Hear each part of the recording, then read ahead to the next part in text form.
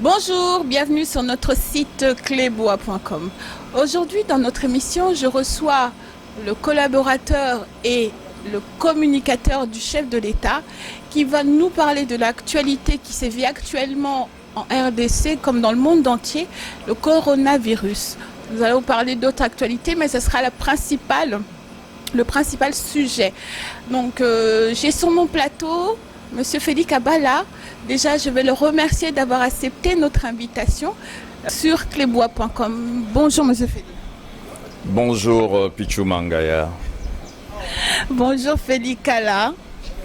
Bon, Tozali Nangolu ya Nzambe, Nanguya Naye, nous sommes là, na Kinshasa. Toza ko landela bitumba pour lesquels to bundelaki et to répondre na musala au peuple congolais et si libongo kopesa mokonzi mboka papa Félix Antoine Tshisekedi Tshilombo. Très bien, Monsieur Kabala. Comme je disais dans l'introduction, on a un sujet très important qui choque un peu tout le monde, qui fait peur un peu à tout le monde, c'est le coronavirus. Il y a peu de temps, le chef de l'État a fait donc une allocution en indiquant les recommandations que tout Congolais doit prendre en compte pour éviter une pandémie, une propagation au niveau du virus. Déjà, Monsieur Kabala, que pouvez-vous dire ? D'abord, premièrement, la situation dans laquelle la République démocratique du Congo se retrouve, qui est une situation assez particulière, et cette pandémie qui a été décrétée et déclarée au niveau du monde entier par l'Organisation mondiale de la santé, l'OMS en sigle, qui est un ennemi commun à tous, invisible, qu'on ne voit pas, qui ne fait même pas mal quand il s'invite chez vous, mais ce n'est que quand on remarque les effets après qu'on comprend que c'est un ennemi qui fait très mal. D'où la République démocratique du Congo, par le canal du président de la République qui est le garant de la nation, qui est l'une de personnes qui est la voix autorisée de cette République, qui est garant de la nation, a pris le devant d'une manière très courageuse et audacieuse pour mettre en place des mesures, sachant bien que nous vivons dans un contexte très particulier en ce qui concerne notre République.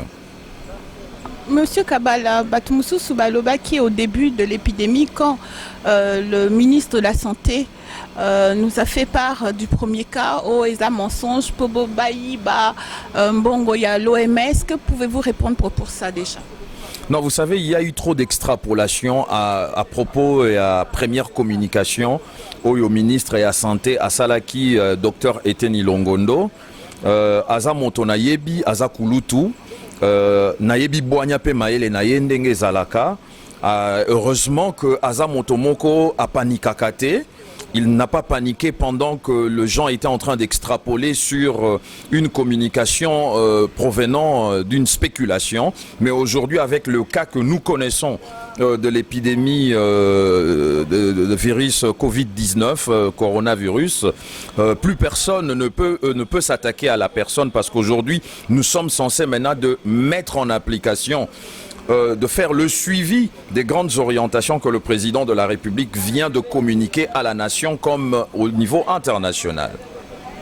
Parmi justement ces suggestions, Monique, le président Alobaki, non, il faut bar, discothèque, nganda, tout, il y a des regroupements de plus de 20 personnes, il faut ekangama.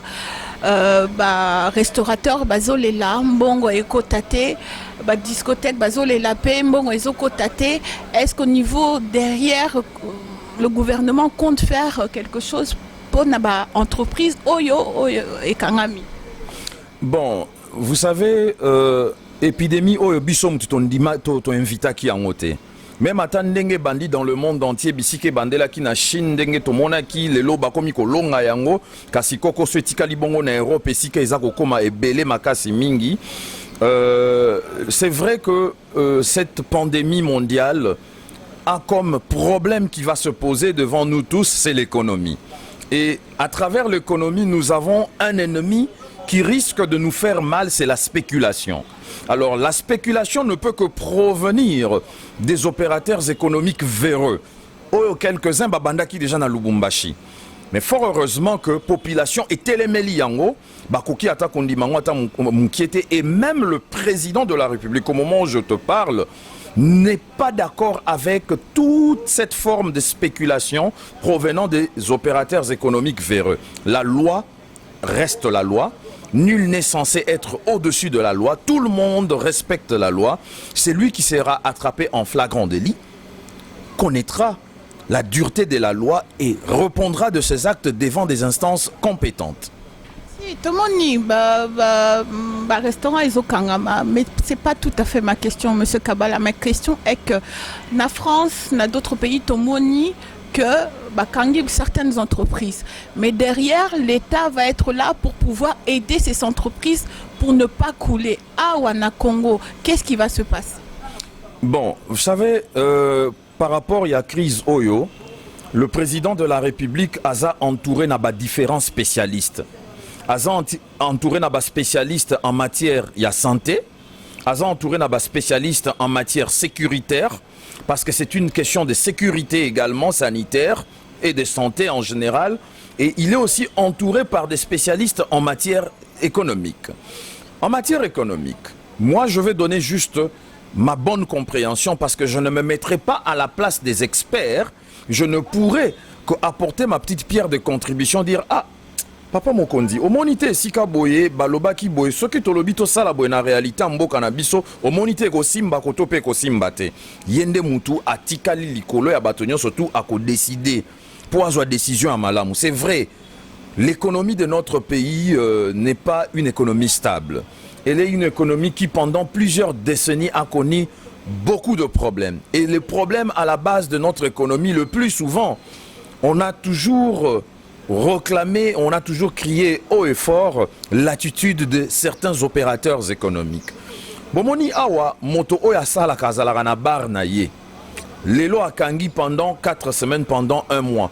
Alobimbongo koko tate akoki kosa la faillite. Non, je pense pas qu'en 1 mois, Moutaoui kosa la faillite, s'il a résisté il y a 5 ans, s'il a résisté il y a 6 ans, mais pendant 1 mois, il y a un manque à gagner Oyo. Peut-être qu'il y aura des solutions à l'amiable entre celui qui est le commerçant, ce qui a zalaka aluwa ke sika moko boye akosola peut-être na propriétaire, ba yokana ke moi oyo lokola ezali likambo ya mboka mobimba, tozala na kibomoto na biso esala, papa, est-ce que koki kosala te ke moi oyo na futa te pona kokotisa mbongo te. Na yebi pe bisika na yo papa lopango, okoluke te mbongo ekota, mais moi mbongo ekota ekozala te, est-ce que koki kotika te moi oyo tango tokozonga, nyongo oyo ekozala ya 1 mois ekozala 2 mois. Toko rattraper en OR, toko travailler chaque mois ou les tofuta mbongo il y a 1 mois, toko bakisa ndambu et puis moi elandito, ça fait partie des solutions. Mais dans d'autres circonstances, il n'y a que les experts qui seront autour du chef de l'État qui viendront rapidement pour suggérer au président des solutions idoines. Oyo biso toko mi permettre tena minute oyo toko tanabozindo nango parce que je pourrais risquer de dire quelque chose qui peut dérouter et qui risque de me coûter cher. Donc je reste prudent, je laisse les instances compétentes, les experts discuter autour du chef et nous autres nous viendrons en appui des mesures qui seront prises. Très bien, donc on a parlé des entreprises. Parlons maintenant de la réalité du terrain, M. Kabala. Tokende qui aéroport, Tokomni aéroport, président a lobby photo Sukula Maboko, il faut absolument se laver les mains. Tozo Luka Wapi, robinet, potosuko la maboko. Il n'y avait qu'un seul seau, M. Kabala. Bozolobela, la population suivre les recommandations. Mais binopé au niveau du gouvernement, au niveau de l'État, au niveau du pouvoir. Qu'est-ce que vous faites vraiment? Parce que quand on trouve qu'un seul seau pour se laver les mains au niveau de l'aéroport, et Simbate, M. Kabala, comme vous avez dit, la réalité qui est sur le terrain n'est pas évidente à Wana Kinshasa. Il faut aussi aider la population. Mais là, par exemple, quand j'arrive à l'aéroport, je vois qu'un seul seau d'eau. Qu'est-ce que vous pouvez nous dire sur ça? Bon, je ne peux pas vérifier cela, je ne peux ni affirmer ce que vous me passez comme information, mais je pense que la Direction Générale de Migration est vraiment, la DGM est totalement organisée. Ils sont en mesure de pouvoir mettre les dispositions sanitaires, des précautions élémentaires qui peuvent permettre la fluidité de passage de tous ceux qui viennent de pays entre guillemets à risque ou pas à risque, les seaux d'eau pour se laver, je pense que ça ne coûte rien du tout. On peut en mettre une dizaine pour permettre que les gens puissent passer assez rapidement. Donc c'est une information que je ne peux pas confirmer, mais je la prends en considération et nous vérifierons cela. Très bien, Monsieur Kabala. Donc nous avons parlé un peu, on a bien compris au niveau du président qu'il faut suivre les recommandations. On va les suivre parce que la réalité qui est là, c'est que le coronavirus est en RDC. Donc aujourd'hui, ce que je trouve, on a eu les résultats, donc on voit tous les jours, on nous informe combien de cas annoncés, combien de nouveaux cas, combien de décès ou autres. Hier, on a eu un décès qui vient du gouvernement, le frère de la ministre de l'économie. Mes condoléances, Excellence Acacia. Et on a confirmé qu'il était mort du coronavirus. Est-ce qu'au niveau du pouvoir, justement, de notre chef de l'État, il ne risque rien du tout? Bon, vous savez, le président de la République, d'abord, c'est la personne la mieux informée et aussi, il est la personne la mieux protégée. Donc, face à cette épidémie, cette pandémie mondiale décrétée, déclarée par l'OMS, nous tous, nous avons cette obligation de pouvoir protéger les chefs de l'État en appliquant nous-mêmes des mesures de prévention. Donc le chef de l'État se porte très bien, il est en très bonne santé, toujours prêt pour servir et protéger surtout pendant cette période difficile l'ensemble de la population congolaise, quand bien même les contextes sont particuliers.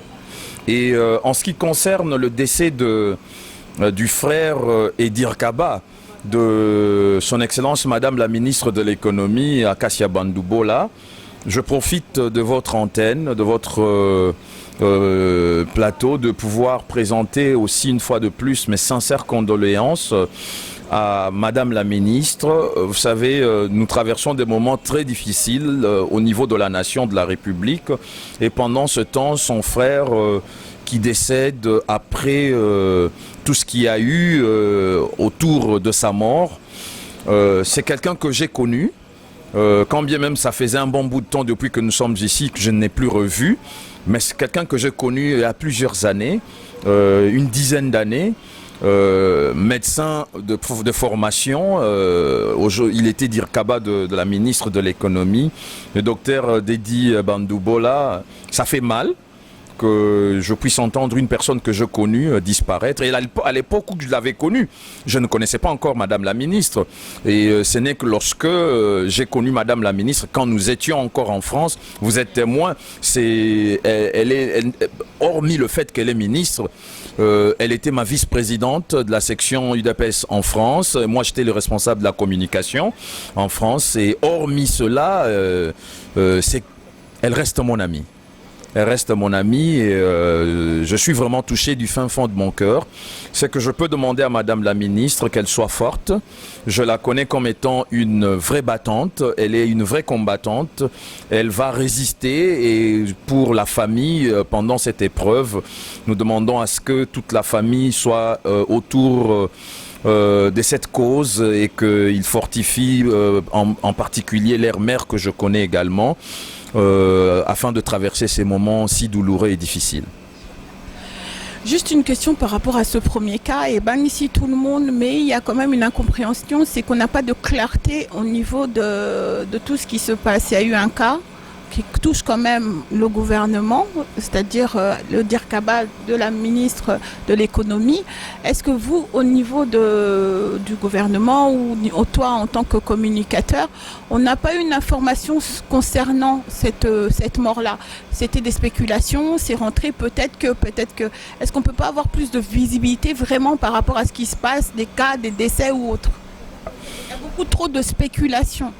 Non, vous savez, la voie la mieux autorisée, la mieux placée de pouvoir donner toujours des orientations assez claires, il existe beaucoup de canaux de communication à travers lesquels le ministre de la Santé a la capacité de pouvoir communiquer. Il peut communiquer soit par un communiqué des presses, il peut le faire soit sur Facebook, il peut le faire soit sur son compte Twitter. À chaque fois qu'il y a évolution ou qu'il y a un cas, il peut toujours tweeter. Ça permet à ce que certaines entités de presse puissent reprendre cela parce que c'est la voie autorisée. Et aussi le ministre de la Communication, Jolino Makelele, ils vont mettre en place les mécanismes nécessaires pour garder la population informée dans la transparence pour qu'il n'y ait pas la panique. Parce que le grand problème qu'on peut avoir ici, pendant cette période de crise sanitaire, c'est la spéculation. Oui, mais cette spéculation, justement, Monsieur Kabala, elle est là. Hier, quand on a appris, moi j'étais sur Internet, j'ai été voir sur le poste du ministre, j'étais aussi sur Twitter. Monaki Information, on attend toujours au niveau de la communication du gouvernement qui puisse justement éclairer plus. Quand l'information sort de du ministre justement de la communication, on a confiance. Mais c'était beaucoup plus de spéculation qu'autre chose. Aujourd'hui, on a eu confirmation à force, mais trop de spéculation. Bon, vous savez, je comprends que des fois, le monde sur les réseaux sociaux a une avance un peu par rapport à la réalité. Mais on ne peut pas se servir des informations sur les réseaux sociaux des personnes, si elles ne sont pas des personnes officielles. On ne peut pas se servir de ces informations pour authentifier la véracité de l'information qu'ils mettent à la disposition de l'opinion publique. Sauf... J'étais obligée d'appeler les parents de la personne, des gens qui sont proches de cette personne pour avoir l'information. Justement, c'est à vous, c'est votre métier de nous donner des informations pour qu'on ne puisse pas paniquer. Effectivement, c'est la raison pour laquelle je dis moi-même ce matin, très tôt ce matin, j'ai eu la grande sœur de la ministre et un peu plus tard, j'ai échangé par écrit sur WhatsApp avec la ministre elle-même. Donc tout était confirmé, il n'y avait plus de spéculation, tout était confirmé. Le Dirkaba et le frère de Madame la ministre de l'économie nous a quittés. Et c'est encore très douloureux, sauf que les mécanismes de communication officiels essayaient un peu de comprendre que nous n'étions vraiment pas préparés à cet ennemi invisible, commun à tous, qui est en train de nous invader. Donc nous sommes en train de créer des boucliers qui vont nous permettre à donner de la transparence à cette opinion publique en temps et en heure. Faites confiance au gouvernement. Monsieur Félix Kabala, cet ennemi invisible est là depuis décembre en Chine. Janvier, ça a frappé la France. On est février, mars, la RDC n'était pas encore préparée. Je vous comprends, madame. Vous êtes dans votre rôle de journaliste. Mais vous savez, quand ça frappait la Chine et que la vague est arrivée en Europe, quand bien même elle vient de se confirmer qu'elle est arrivée chez nous, en République démocratique du Congo, on doit aussi comprendre que chaque pays a des paramètres et des particularités. Comment faire face à cette épidémie?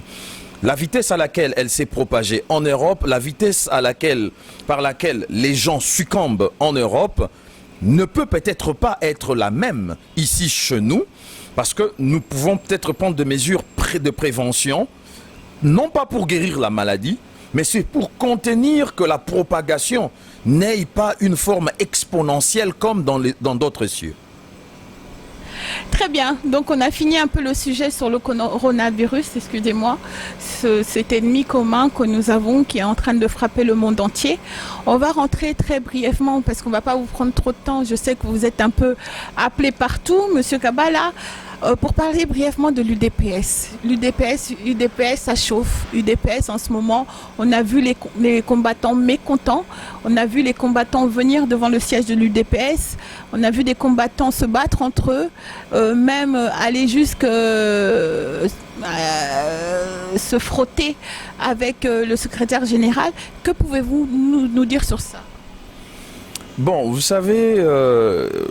dans une famille politique comme l'UDPS, qui est une grande plateforme politique, le plus grand parti politique de l'histoire dans la politique au Congo, l'UDPS a su surmonter toutes ces difficultés. Malheureusement, je n'irai pas dans le fond des échanges qui existent entre différents courants au sein du parti, ceux qui se disent nous sommes d'un côté et ceux qui se disent nous sommes de l'autre. Moi, je suis un centriste. Un centriste, son rôle, c'est de chercher l'apaisement. Tout ce que nous pouvons demander, c'est le dialogue entre cadres de ce parti pour permettre que cette grande formation politique, celle qui a porté au pouvoir son Excellence, Monsieur le Président de la République, Félix Antoine Tshisekedi Tshilombo, qu'il puisse se mettre autour d'une table et trouver un consensus pour la bonne marche du parti. Quant au reste, je me réserve vu que je communique pour le chef de l'État. Très bien, Monsieur Kabala, nous avons très bien entendu. Donc pour l'UDPS, le linge sale se lave en famille. Mais bon, ça déborde quand même au niveau de la famille. Très bien. Donc Monsieur Kabala, comme je disais, on ne va pas vous prendre trop de temps. Qu'est-ce que vous pouvez nous dire? Qu'est-ce que vous pouvez dire aux internautes qui vous suivent sur notre chaîne clebois.com? Vous, en tant que communicateur du chef de l'État, quel message avez-vous à faire passer au peuple congolais? Aux Congolaises et Congolaises, ceux qui auront cette opportunité de nous suivre pendant cette émission, il y a un an, jour pour jour, vous aviez confié le mandat de la gestion de cette grande république au cœur de l'Afrique, entourée de 9 voisins, dont le 10e s'appelle l'océan Atlantique, à un homme en qui vous avez cru et que vous continuez à en croire jusqu'au moment où j'échange avec vous, en la personne de M. Félix Antoine Tshisekedi Tshilombo. Connaissant son parcours politique, connaissant la bonne volonté politique qui existe et qui vit en lui, qui est le fondement même de l'homme politique, du chef de l'État, que vous aviez choisi à travers les élections l'année dernière, chers Congolaises et Congolaises, je vous demande de continuer à lui faire confiance, quelles que soient les circonstances, des difficultés que nous trouvons devant nous pour accomplir ce grand projet politique pour lequel vous l'aviez élu président de la République. Je vous demande de continuer à lui faire confiance parce qu'il travaille jour et nuit pour accomplir cette grande vision qui est celui de l'intérêt général du grand peuple congolais que vous êtes, que nous sommes. Très bien, Monsieur Kabala, nous avons entendu et nous avons aussi terminé notre émission. C'était court, mais j'avais quelques informations, quelques questions à lui poser par rapport à la communication du chef de l'État. Donc, moi, je vous dis, je remercie bien sûr toutes les personnes qui nous suivent sur notre chaîne clebois.com. Je passe un message aux personnes qui sont en confinement en Europe. Courage à vous. On vous tiendra informé de ce qui se passe ici en RDC par rapport à ce virus. Courage aux familles. On est avec vous. Nous sommes ensemble.